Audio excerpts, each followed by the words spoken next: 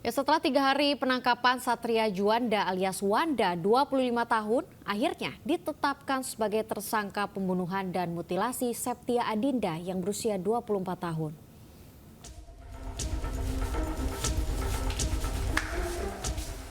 Tak ada yang menyangka Satria Juanda alias Wanda yang masih berstatus mahasiswa ini ternyata pembunuh berdarah dingin. Wanda diduga telah membunuh dan memutilasi 3 mahasiswi.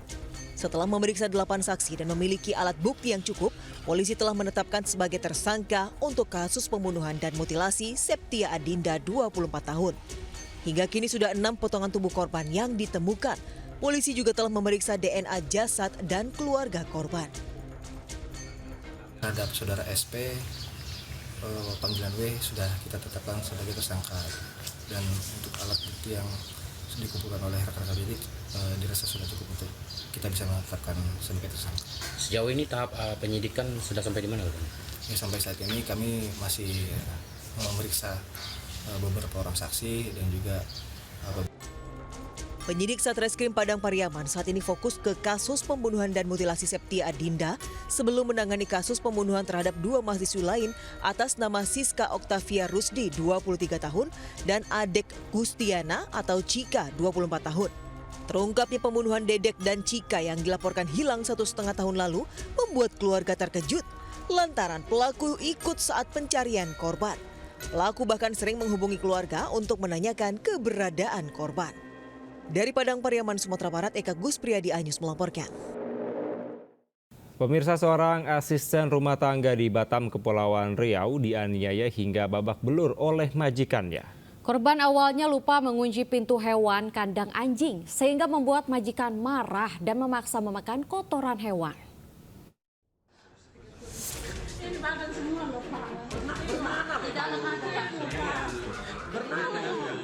Wanita ini lemah dan ditemukan luka lebam di sekujur tubuhnya setelah videonya viral meminta pertolongan pada tetangganya di Batam, Kepulauan Riau.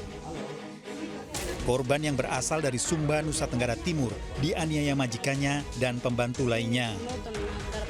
Penganiayaan ini berawal saat hewan peliharaan milik majikannya berkelahi dengan anjing milik tetangga.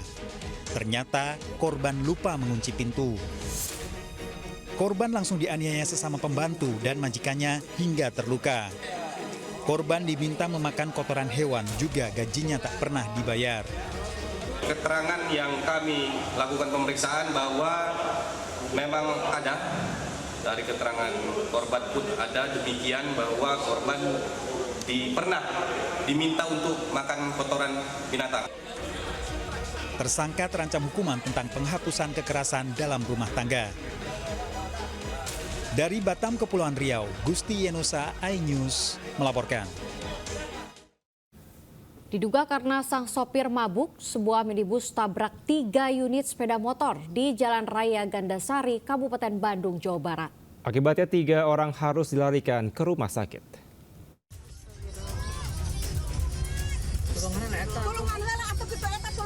Sebuah minibus tabrak 3 unit sepeda motor di Jalan Gandasari, Desa Kabupaten Bandung, Jawa Barat.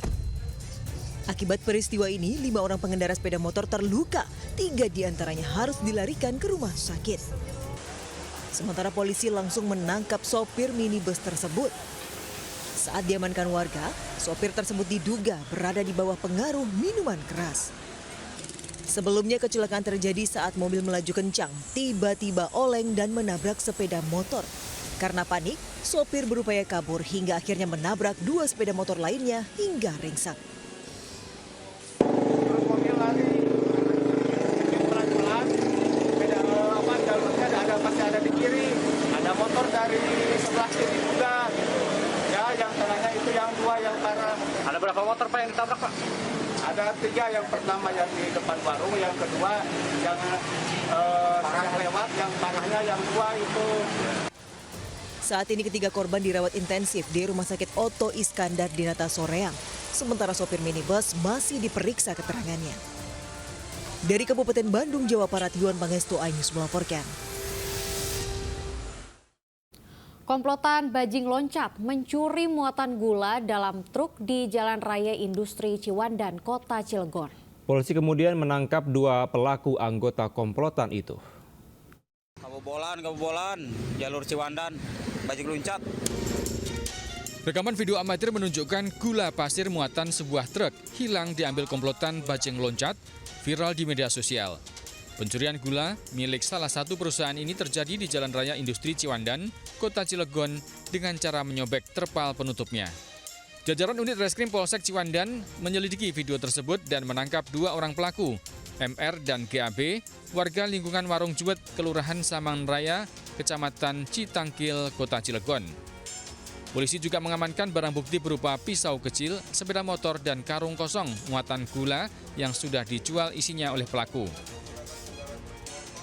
Ya, pada aksi yang diambil itu mereka mengambil 3 karung gula pasir seukuran 50 kg dengan modus merobek terpal yang mengikuti dari belakang, berdua naik motor, yang salah satunya naik dari belakang, kemudian naik di atas truk, dia merobek, kemudian menjatuhkan karung itu di jalan.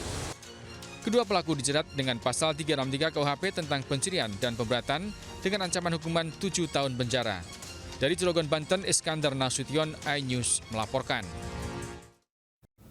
Pemirsa, penyelundupan narkotika jaringan internasional digagalkan petugas Bea Cukai di Bandara Sultan Hasanuddin, Makassar. Sebanyak 2 kg sabu disita.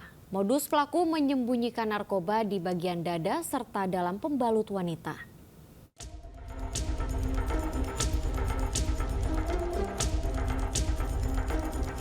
Petugas Bea Cukai Makassar menggagalkan penyelundupan 2 kg narkoba jenis sabu dari jaringan internasional di Bandara Sultan Hasanuddin, Makassar.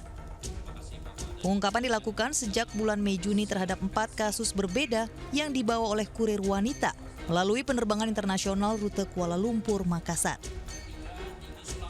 Petugas mencurigai keempatnya hingga dilakukan pemeriksaan badan dan barang bawaan. Hingga akhirnya ditemukan narkotika yang disembunyikan dengan metode body strapping dan false concealment.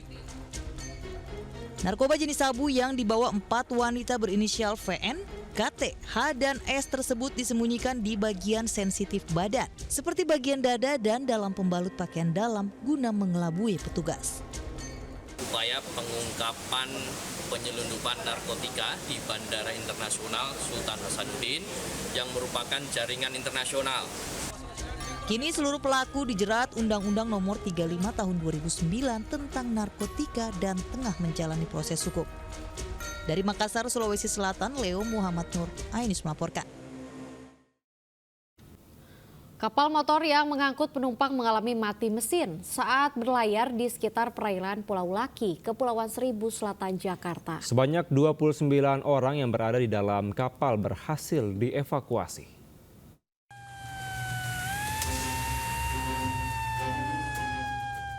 Petugas gabungan dari pemadam kebakaran TNI Polri melakukan penyelamatan terhadap kapal motor KM Doa Ibu yang terombang-ambing di perairan Pulau Laki, Kepulauan Seribu Selatan.